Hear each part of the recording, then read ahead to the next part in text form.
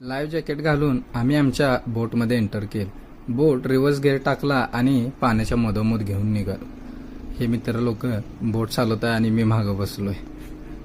मग पुढे बसून थोडंसं या दोघांचं पण शूटिंग घेतलं। बाकी इथं तर खूप लोक आलती बोटिंग करायला, पण हे आमचे मित्र हे बघ बोट घावले नाही की खटाखट चालू। बाकी आपण सगळंच एन्जॉय करायचं ठरवलं होतं, तर आपण दिसेल त्या प्रत्येक राईडमध्ये बसत आणि एन्जॉय करत गेलो।